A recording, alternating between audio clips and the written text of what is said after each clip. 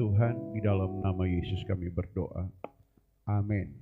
Silakan duduk kembali, kekasih Tuhan. Ya, shalom semuanya. Puji Tuhan, kita menikmati anugerah Tuhan di hari ini lagi. Puji Tuhan. Kisah ini menarik untuk kita pelajari, saudara. Saya sampaikan latar belakang sebelum kita baca ayat ini. Kita dilatih Tuhan untuk mengatasi masalah yang tidak kita mengerti. Karena manusia tidak maha tahu, saudara. Ya, semua kita tidak pernah merencanakan kita gagal, betul? Amin? Enggak pernah. Semua kita pasti mau berhasil, mau sehat, mau sukses. Itu kerinduan semua orang. Bahkan Alkitab juga berkata, Tuhan itu memberikan kepada kita rancangan masa depan yang penuh harapan. Yeremia 29 ayat yang ke-11. Tetapi dengar, terkadang kita melewati atau mengalami namanya kekalahan. Ini perlu kita pelajari sebagai orang beriman. Mengapa, saudara? Karena banyak orang kecewa meninggalkan Tuhan. Kecewa meninggalkan gereja, kecewa meninggalkan ibadah, saudara. Karena mereka berpikir, kenapa ikut Tuhan kok banyak susahnya? Ya. Dan mereka hanya mengklaim ayat, ikut Tuhan pikul salib dan iring Tuhan. Salib itu identik dengan kesukaran, saudaraku. Nah, karena itu kita hari ini saya berdoa merenungkan tema apa yang mau dibawa untuk kita semua. Ya, Tuhan kasih tema ini, bagaimana mengatasi kesulitan di saat kita tidak mengerti penyebab kesulitan tersebut. Kita baca ayat ini, saudara, di dalam Yesua pasal 7 ayat 1 sampai ayat yang ke-12. Diundang berdiri Bapak Ibu kekasih Tuhan, adik-adik semua, kita baca ayat-ayat itu dengan cara berganti-gantian. Tetapi orang Israel berubah setia dengan mengambil barang-barang yang dikhususkan. Itu karena akan bin Karmi, bin Sabdi, bin Sera, bin Yehuda mengambil suatu barang yang dikhususkan itu, lalu bangkitlah murka Tuhan terhadap orang Israel.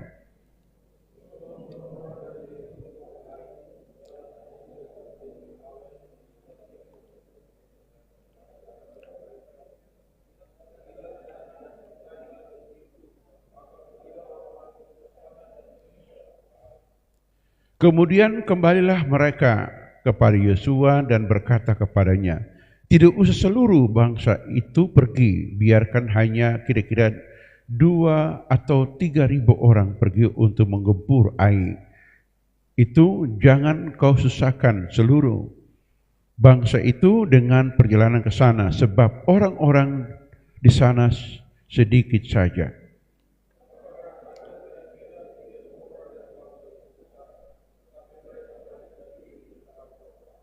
Sebab orang-orang Ai menewaskan kira-kira 36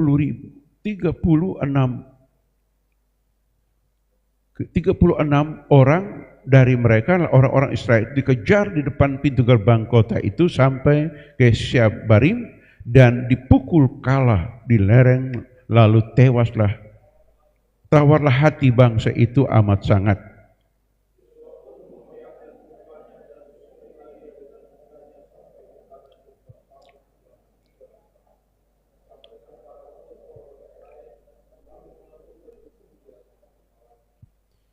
Dan berkatalah Yesua, Tuhanku, Allahku, mengapa engkau menyuruh bangsa ini menyeberangi sungai Yordan, supaya kami diserahkan pada orang Amori untuk dibinasakan?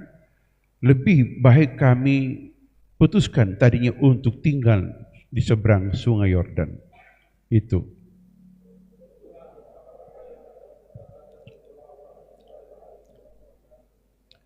Apabila hal itu terdengar oleh orang Kanaan dan di seluruh penduduk negeri ini, maka mereka akan mengepung kami dan melenyapkan nama kami dari bumi ini.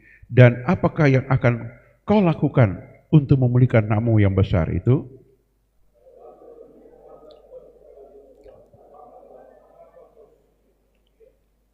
Orang Israel telah berbuat dosa, mereka melanggar perjanjianku yang kuperintahkan kepada mereka. Mereka mengambil barang-barang yang dikhususkan itu. Mereka mencurinya, mereka menyembunyikannya, dan mereka menaruhnya di antara barang-barangnya.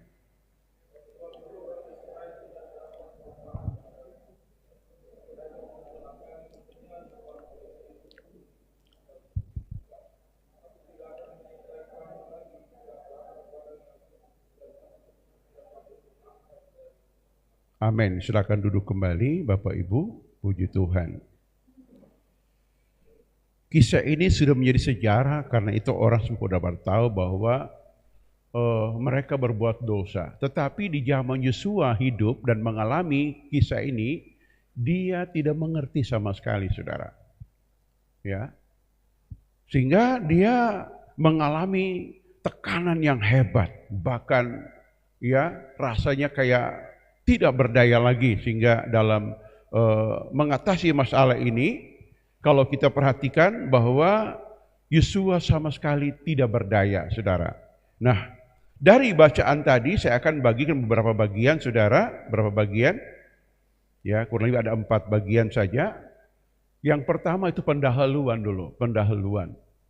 Dalam pendahuluan ini, saudara, ada 4 pokok pikiran yang kita mesti mengerti. Yang pertama adalah ya, Yosua ini sudah mengirim pengintai, persiapan udah matang, saudaraku.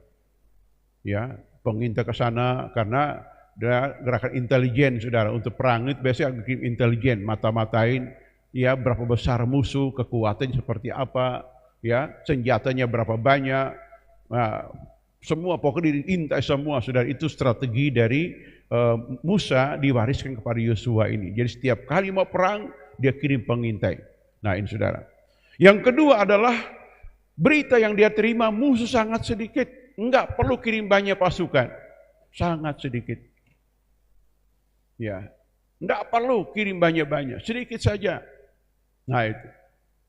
Yang ketiga, alasan ketiga adalah ya pasukan tempur yang banyak dia kirim Yosua waktu itu. Ya, banyak dia kirim, saudara. Walaupun kota kecil, dia kirim banyak. Karena Yosua ini sebelum jadi pengganti Musa, dia seorang panglima perangnya Musa, saudara. Dia berhadapan dengan musuh-musuh selama 40 tahun di padang gurun, tidak pernah terkalahkan. Nah ini, ya. Lalu yang keempat, saudara, disebutkan bahwa mereka tewas dan mereka dikejar lari, terbirit-birit dikalahkan semua. Nah, dari latar belakang pendahuluan ini, saudara, kita akan mengerti bagaimana kita menghadapi tekanan hidup, rencana kerja yang kita lakukan, impian yang kita ingin raih, doa yang sudah dipanjatkan, pengorbanan yang sudah kita lakukan dari waktu ke waktu, hasilnya tidak memuaskan. Salomo tulis dalam Amsal, harapannya tertunda itu menyakitkan hati. Makanya banyak orang luka hati, banyak orang kecewa karena apa yang diimpikan belum terwujud. Ini, saudaraku. Jadi kita lihat bahwa dari latar belakang ini, pendahuluan ini, maka kita akan lihat bagaimana cara mengatasinya. Ya, saudara. Ada 5 tindakan Yosua di sini yang saya catat. Tindakan pertama, dia mengoyakkan jubahnya. Itu ngomong tentang pertobatan total Yosua di hadapan Tuhan. Dalam kitab Nabi Yoel berkata, koyakan hatimu. Ya, hati yang terkoyak itu tanda seorang menyerah kepada Tuhan. Seorang yang ingin bertobat, dengar, goncangan kesulitan itu mengajarkan kita bahwa kita mesti benar-benar bersih di mata Tuhan. Amin. Tuhan tidak mau kita benarkan diri dalam situasi apapun. Ini penting kita renungkan bersama, Bapak Ibu. Ya. Jadi kalau kita ingin merubah suatu keadaan hidup kita dalam kekalahan, tidak perlu kita benarkan diri. Ya, saya suka tindakan Yosua ini, saudara. Disebutkan di sini bahwa dia mengoyakkan, ayat 6, Yosua pun mengoyakkan jubahnya. Ini tindakan pertobatan pribadi. Seorang pemimpin hebat, dia nggak perlu salahkan anak buahnya. Tetapi dia perlu tunduk kepada Tuhan dengan sikap yang benar. Bilang amin. Contoh di Alkitab Nabi Daniel berdoa untuk pemulihan. Dia mengaku dosa-dosa pribadinya, dosa pemimpin negeri, dosa semua orang Israel di hadapan. Itu tanda koyakan diri. Jadi kalau kita melewati kesulitan yang kita nggak ngerti, pertama kita mesti yang bertobat duluan. Bilang amin. Bilang amin.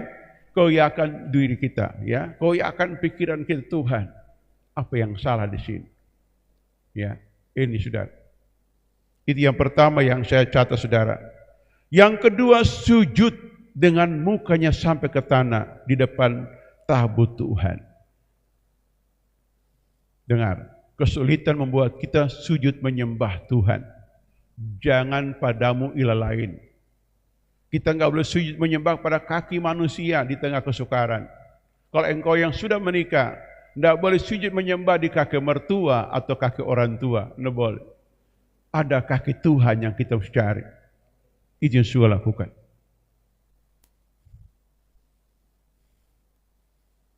Yesus berkata kepada Maria dan Marta, penyakit tidak membawa kepada kematian.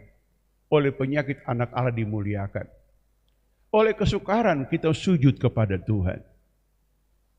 Semakin lama kita sujud, semakin kita menikmati anugerah kedahsyatannya. Daud berkata dalam kitab Mazmur pasal yang ke-27 ayat 4. Aku minta satu hal kepada Tuhan. Diam dalam hadiratnya. Untuk menikmati kebajikan dan kemurahan Tuhan. Dalam hadirat itu ada kebajikan, ada kemurahan. Tidak setiap apa kata orang, Tuhan kejam, Tuhan yang tahu menghukum. Tidak, saudara. Dia itu ada kemurahan.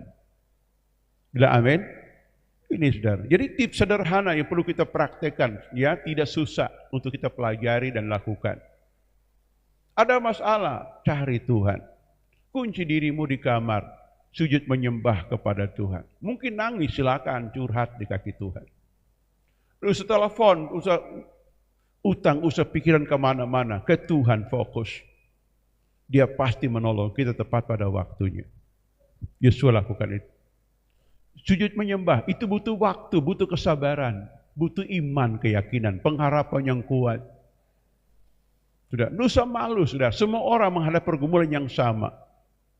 Alkitab berkata dalam 1 Petrus 5, kita baca saja ayat 7 mulai. 1 Petrus 5 ayat 7 mulai, saudara. Setan kerjanya apa? 1 Petrus pasal 5 ayat 7 mulai. Serahkan segala kekhawatiranmu kepadanya sebab Ia yang memelihara kamu. Terus bawahnya. Sadar dan berjaga-jagalah, lawan si iblis berjalan keliling sama si singa yang mengaum-aum dan mencari orang dapat ditelannya. Siapa singa di sini? Ada 3 singa, model singa di sini, di ayat ini, konteks ini. Singa pertama namanya kesombongan, keangkuhan. Singa kedua namanya kekhawatiran, masalah ekonomi, saudara. Singa ketiga namanya penderitaan, saudara. Ini konteks ini. Kita lihat, saudara. Ayat di bawahnya, terus. Lawan dengan iman yang teguh, sebab kamu tahu, sambung semuanya, bahwa semua saudara seluruh dunia menanggung penderitaan yang sama. Dalam hidup berjemaat, ini 3 singa ini sudah selalu mengintai manusia. Pertama, kesombongan. Maka disebutkan, hai orang muda, tunduk, hormati orang tua. Halo? Nusa pikir jauh-jauh kayak film horor lalu singa telan. Tidak begitu, saudara. Itu roh jahat bekerja alam pikiran manusia, saudara. Dan yang kedua, kekhawatiran, masalah ekonomi, masalah makan, minum, keperluan hari-hari. Orang kuat ditelan oleh si iblis, saudara. Lalu penderitaan. Alkitab mengajarkan lawan iman yang teguh, kita pasti menang.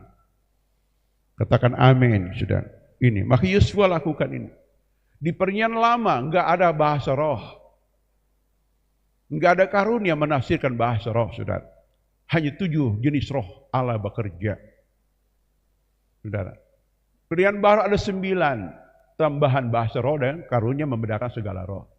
Maka tata cara mereka mencari Tuhan Allah Israel dengan cara sujud menyembah di tabut perjanjian.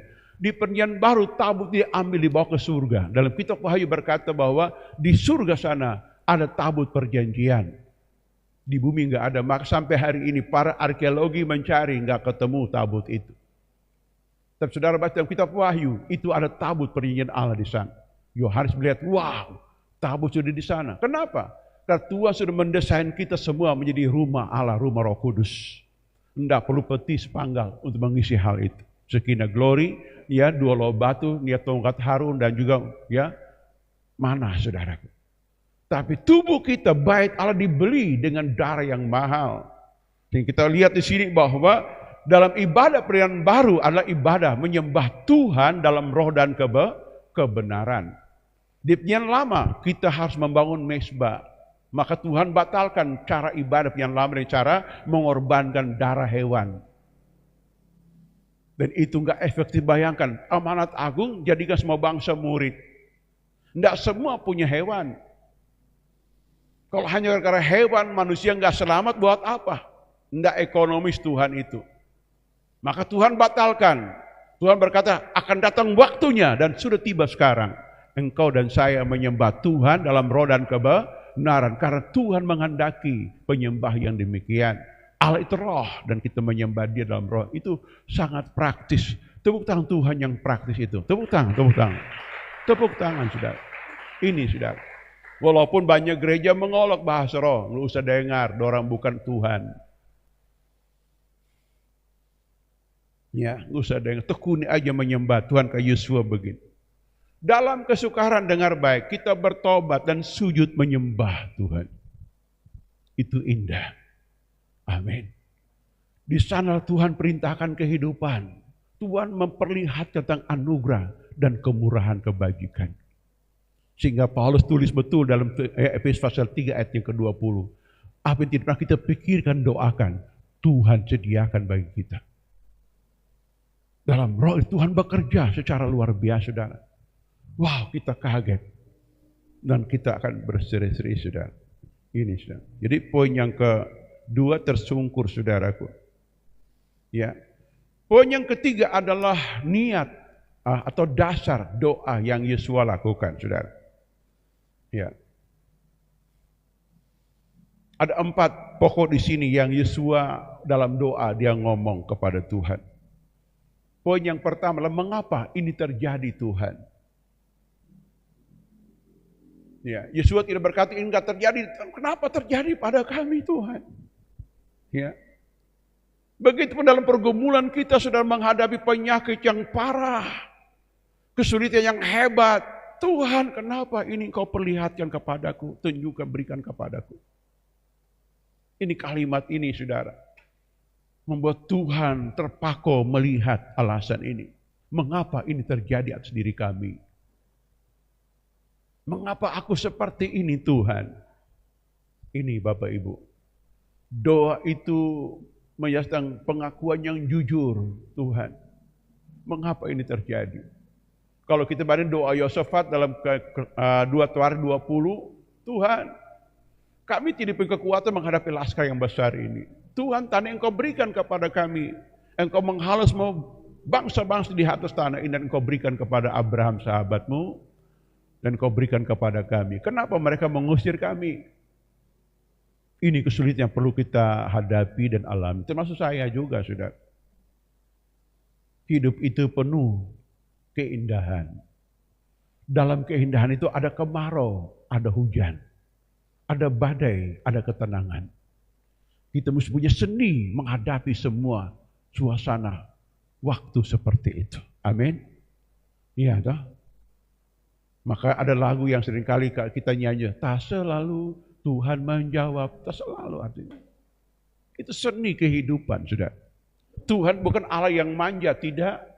Tuhan juga bukan Allah yang kejam, tidak, saudara. Dia itu Allah yang hebat, penuh hikmat dan bijaksana. Melatih kita dari waktu ke waktu, saudara. Ini, ya. Alasan yang kedua, ingat nama Tuhan yang besar. Nama Tuhan menara yang kuat, kata Salomo, saudara. Ya. Yesus berkata, engkau berdoa dalam namaku Dan engkau mengusir setan dalam namaku. Nama Tuhan lebih besar nama apapun di bumi ini, saudara. Ya, Paulus tulis lagi, saudara, di dalam nama segala lidah akan setiap lutut akan bertelut, saudara. Betapa nama Tuhan. Yosua juga. Musa berkata juga hal yang sama waktu mereka menyembah lumbung emas. Ingat namamu yang besar ya Tuhan. Namamu yang hebat. Kekuatan iman Kristen sudah letak di mana? Salah satu nama Tuhan Yesus. Amin. Nama Tuhan dihujat, enggak apa-apa. Tuhan yang enggak pusing, kenapa orang mau pusing, saudara? Dan saya tahu orang menghujat nama Tuhan pasti umurnya enggak panjang, saudaraku.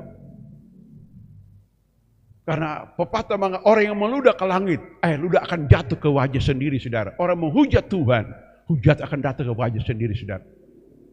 Ini. Yesus berkata, ingat namamu yang besar kalau orang Kanaan, orang musuh di sekitar. Dengar bahwa kami keadaan seperti ini, bagaimana Tuhan? Apa kata dunia, istilahnya, bahasa gaul. Olokan hinaan, saudara datang. Tapi dia berkata, ingat namamu yang besar. Amin, saudara. Nah ini saudara. Lalu alas yang ketiga, musuh mendengar kami kalah, mental kami jatuh semua. Ikut Tuhan kalau kita tinggikan kesukaran. Bagaimana orang terjadi anak Tuhan? Alkitab mengajarkan dalam 1 Petrus 2 ayat yang ke-9. Kamu bangsa terpilih imamat yang rajani. Untuk memberitakan perbuatan Tuhan yang besar. Amin. Nah, cara mengalahkan setan, saudara, dengan cara pertama rendah hati. Yang kedua dengan darah Yesus, saudara. Maka Tuhan mesti jadi orang berdarah untuk mengalahkan kuasa jahat. Bukan dia lemah. Itu cara mengalahkan setan. Tapi itu lakukan Tuhan sendiri sebagai penebus, saudara. Jadi kita lihat sini bahwa dalam ayat ini mengajarkan bahwa musuh mendengar bagaimana ya keadaan ini. Nah, jadi kalau kita perhatikan sini, saudara,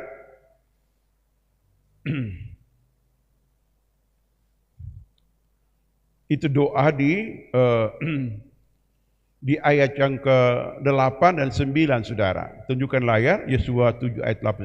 Oh Tuhan, apa yang akan terkatakan setelah orang Israel lari membelakangi musuh? Apabila hal itu terdengar oleh orang Kanaan seluruh penduduk negeri, maka mereka akan mengepung kami dan melenyapkan nama kami. Saudara. Hidup ini penuh persaingan dan kompetisi. Dalam dunia apa aja, saudara. Mau dunia usaha, bahkan dunia gereja pun penuh persaingan.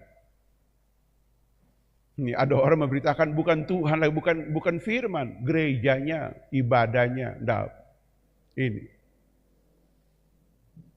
Karena itu dilatih Tuhan mengerti problem yang kita alami dan bagaimana kita atasinya, saudara. Jadi dalam doa yang Yesua sampaikan dalam alasan ya yang ketiga tadi dan alasan yang keempat, pulihkan namamu yang besar itu ya Tuhan. Wow.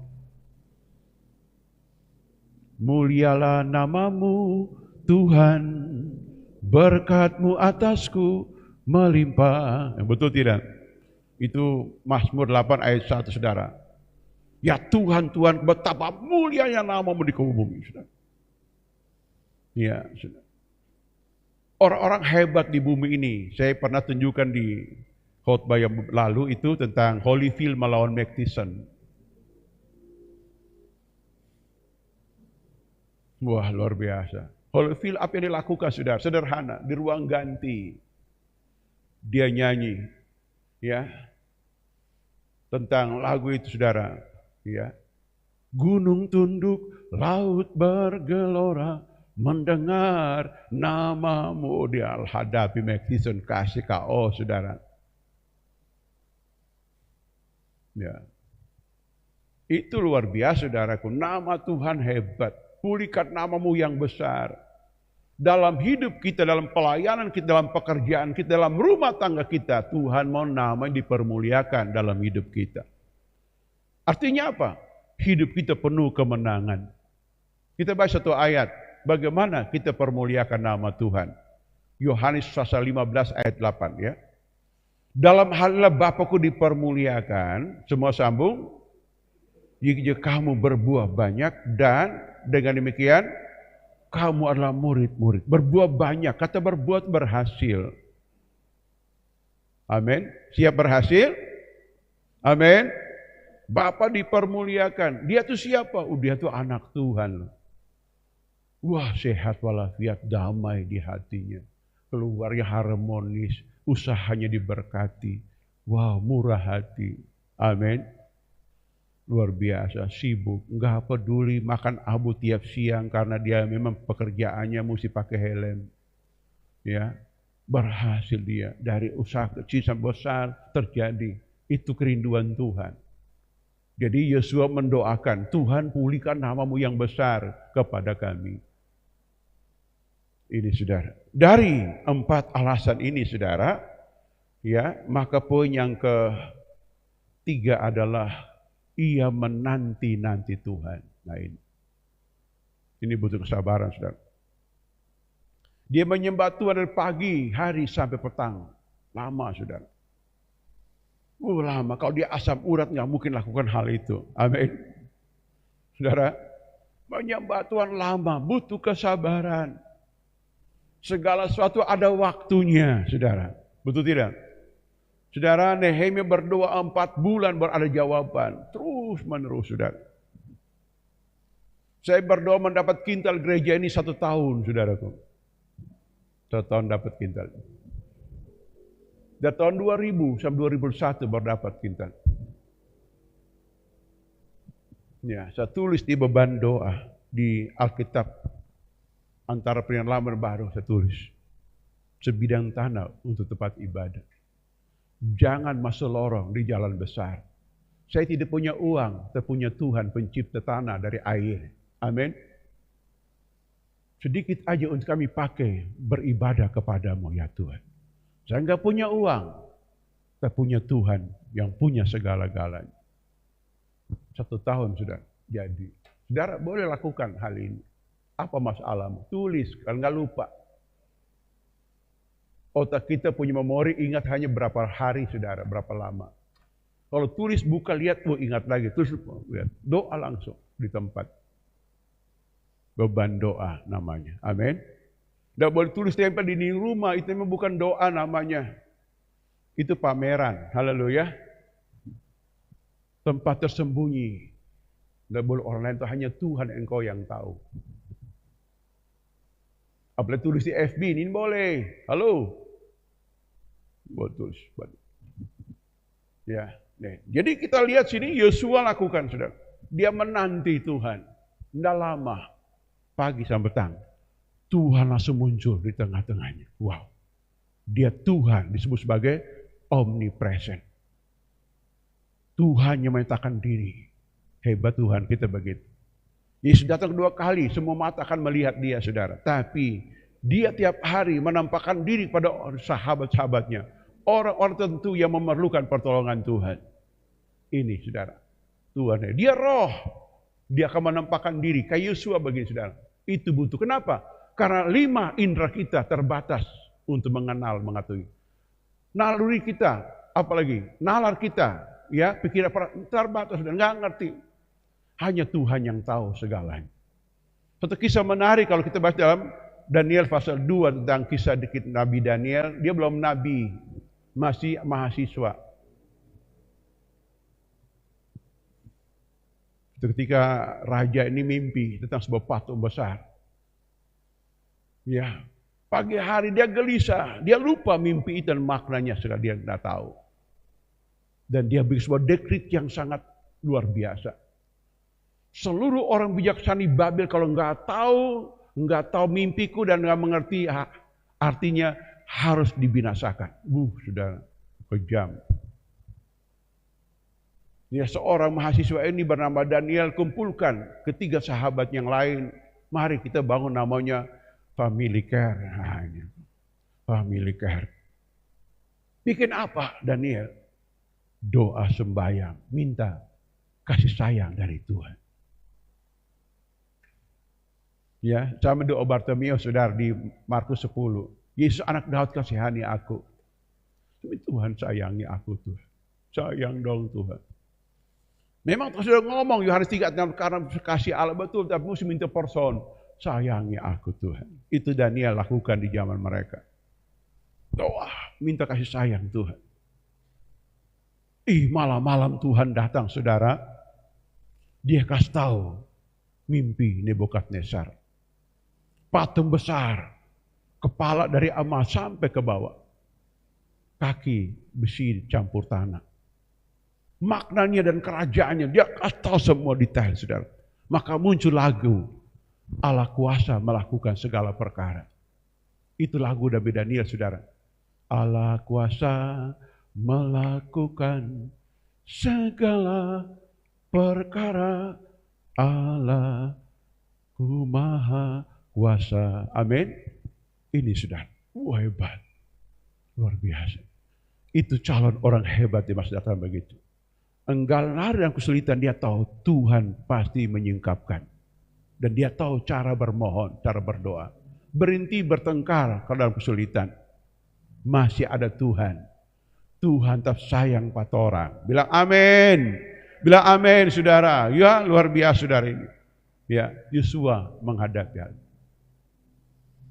Kalau orang baca ayat hari ini sudah sejarah, sudah tahu masalah di sini. Tapi dia enggak tahu saudara.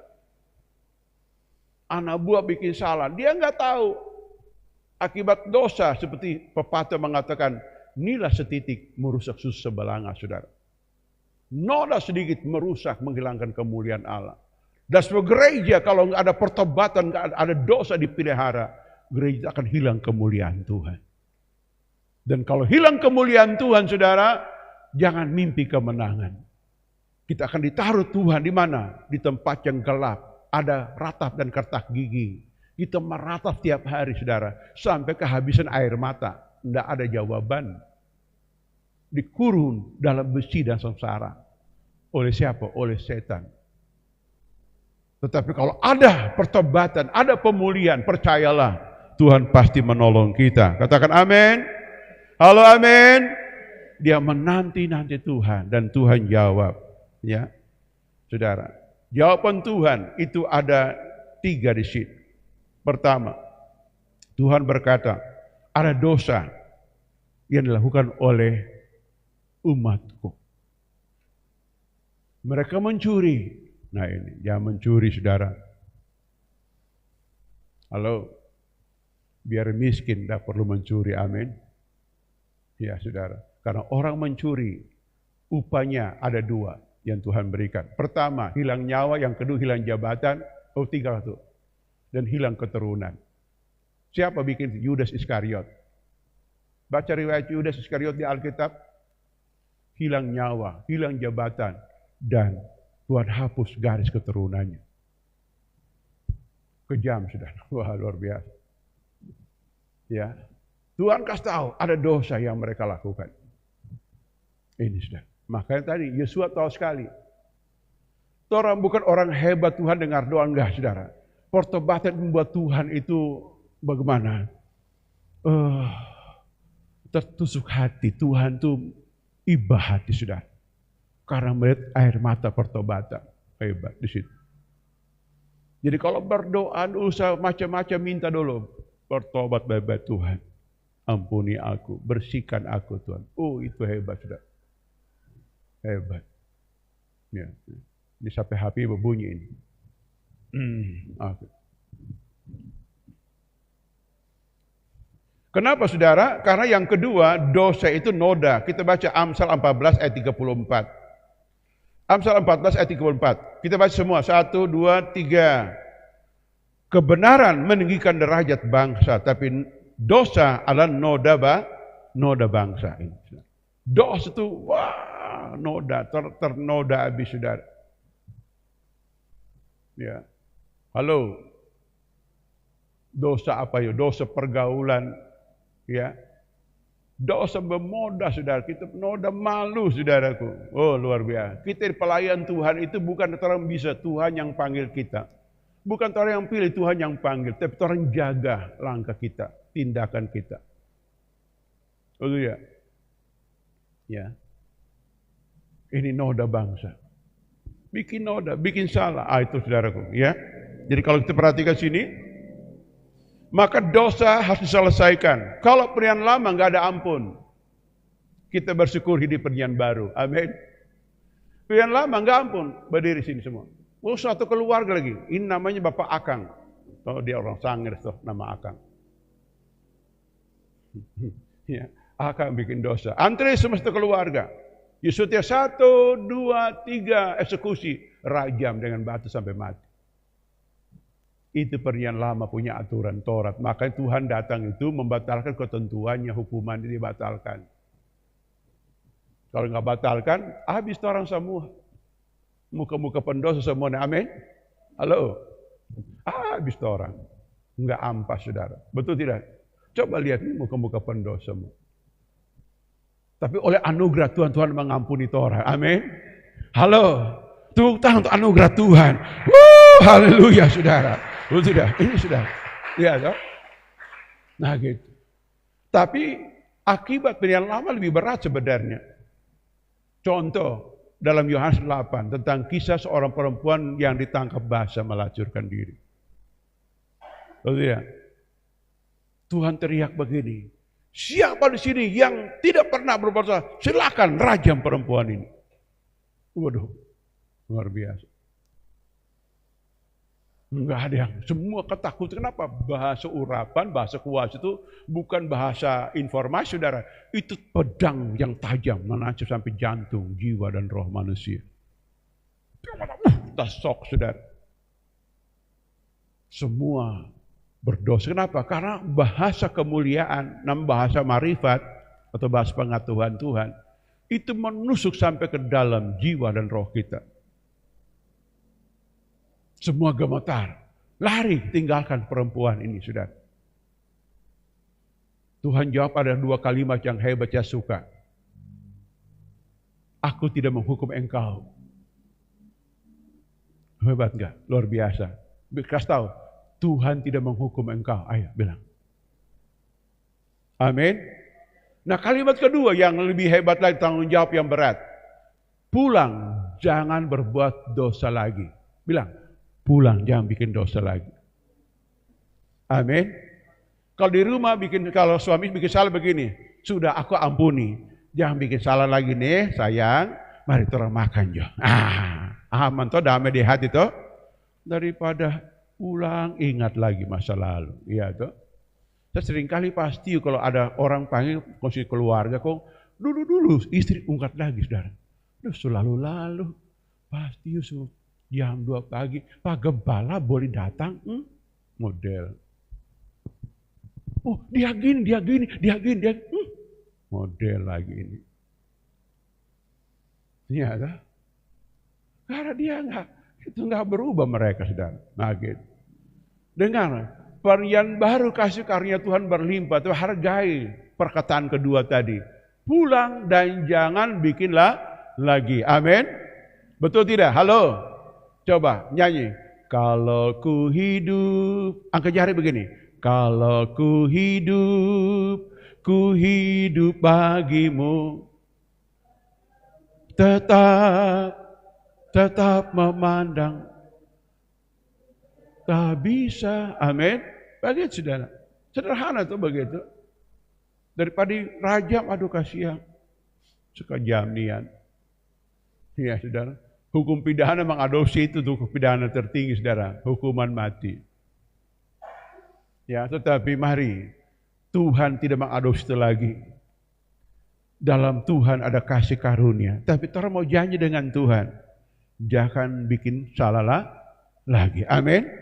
Nah, bandingkan lagi kelakuan Esau di Ibrani pasal 12 ayat 17. Esau mau datang diberkati, pakai nangis lagi, sudah bayangkan, pakai nangis, saudara. Aduh, iya toh. Bayangkan, altar calling, saudara maju nangis di muka pendeta. Doakan Tuhan, berkati dia Tuhan. Berkat nggak datang, saudara. Waduh, bayangkan, saudara, didoakan, nggak puas di gereja, panggil pendeta ke rumah, doakan, nangis lagi. Dalam berkat itu, nggak ada berkat, terpantul ke surga lagi, ulang, saudara. Enggak betah berkat turun kepadanya. Kenapa? Karena Esau tidak memperoleh kesalahan itu misalnya.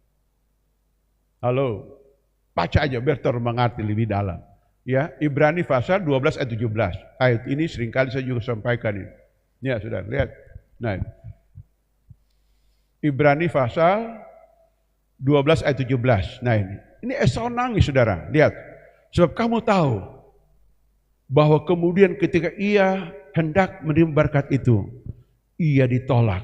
Sebab ia tidak beroleh kesempatan untuk memperbaiki kesalahannya. Koma, lalu sambung semuanya. Sekalipun ia mencari dengan mencucurkan air mata. Ya. Tuhan tertarik dengan bukan air mata kita, pertobatan kita. Amin. Halo.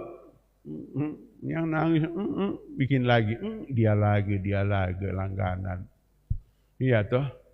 Doakan dia menangis, roboh lagi. Kamu tahu, bikin lagi, dia lagi, kumat lagi, tomat. Kasta engkau bukan tomat, ayo. Tomat. Ya, tobat kumat. Tidak begitu hidup. Amin. Bilang sekali bertobat, tetap bertobat. Bilang amin. Amin. Radikal. Halo. Iya, waduh hebat saudara. Kita orang berkata, waduh, saya dulu Kang, aduh kalau enggak bertobat tuh memang tambah tinggal di got, Pak. Sekarang, wah terkenal mulia. Hebat diberkati Tuhan. Nah itu Akang toh, betul Pak? Kau bagaimana? Halo? Janji, halo? Nah ini saudara. Jadi kita lihat sini bahwa dosa diselesaikan dengan cara pertobatan dan perjanjian. Ya, kita nggak boleh lakukan lagi, saudara. Kesimpulan kita hari ini begini, Bapak Ibu. Tuhan tuh maha tahu segala-galanya. Apa yang terjadi Tuhan sudah tahu. Tapi Tuhan ini melibatkan kita sebagai orang kepercayaannya. Kita memiliki panca indera, betul. Tetapi kita memiliki indera keenam. Namanya hikmat, marifat, membedakan segala roh. Untuk tahu sudah. Makanya kita harus bergaul dengan Tuhan. Dari waktu ke waktu terus. Amin. Amin saudara. Yang kedua, kalau pernah bikin salah, Tuhan tidak menghukummu sekarang. Tapi janji, jangan bikinlah lagi. Amin. Enak gak begitu? Tuhan kasih perintah Musa, ini apa? Kasih diri muka. Siapa sini berdosa, ayo maju. Semua maju. Tolong cepat. Algojo lempar akang. Dulu pakai batu, sekarang pakai peluru sudah. Langsung. Koit, tidak bisa. Kesempatan hidup memperbaiki yang salah. Ada harapan. Bilang amin. Ada harapan. Tuhan tertarik bukan masa lalu kita. Keputusan kita untuk masa depan. Tidak bikin salah lagi. Kalau masih ada salah, masih ada juru syafaat. 1 Yohanes 2 ayat 2, ayat 1 berkata, ada Yesus sebagai juru syafaat yang siap mengampuni kita. Itu hebatnya Tuhan. Makanya saya kalau mendengar orang menghakimi kita masa lalu, saya hanya geleng bahwa orang ini nggak baca Alkitab baik-baik. Dia menghakimi orang, ukuran dia, bukan ukuran Alkitab. Halo? Jangan model seperti itu hidup kita, saudara. Ya, hidup kita buruk dulu, nggak apa-apa. Mungkin borokan, miskin lagi, susah, nggak apa-apa. Ikut Tuhan setia, Jo. Nanti akan tumbuh hal yang baru, berkat baru menanti kita ke depan. Amin. Amin, saudara. Ya, saudara. Kesimpulan terakhir adalah mari senyum dan berbuat baik selanjutnya. Hidup benar di mata Tuhan. Kalau ada makanan di rumah, makan seenaknya dan langsung bersuka cita di rumah. Sehingga shalom memenuhi rumah tangga kita. Amin. Sehingga kita nyanyi dari terbit matahari pada masuknya, nama Tuhan dipuji dalam rumahku. Hingga hikmat Tuhan bertambah-tambah. Amin. Mari kita mau datang ke Tuhan. Tuhan memberkati kita hari ini. Kita menyembah Tuhan, bersyukur kepada Tuhan. Besar anugerah-Mu, melimpah-limpah kasih-Mu, melimpah kasih.